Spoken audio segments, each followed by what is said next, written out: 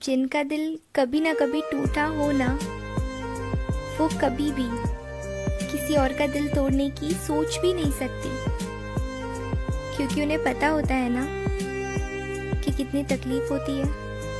दिल जीदा टुटदा ओनू ही पता लगदा, ते जदों टुटदा उदों ही पता लगदा। दिल जीदा टुटदा ओनू ही पता लगदा।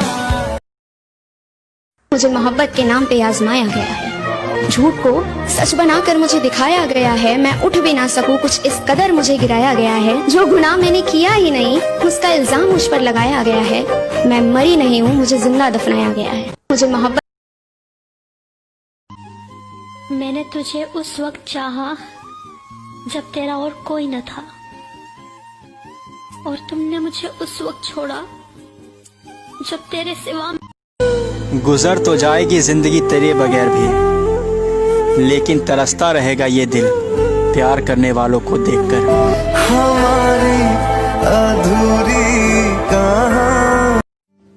खुदा मुझे कैसा भी बनाए, खुदा मुझे कैसा भी बनाए, लेकिन किसी की जिंदगी खराब हो मेरी वजह से, मुझे ऐसा कभी ना बनाए। के माना दिल दा ही मेरा है कसूर। शायद अब दूर हो जाना ही ठीक है, उसकी जिंदगी में मेरी नामौजूदगी ही ठीक है।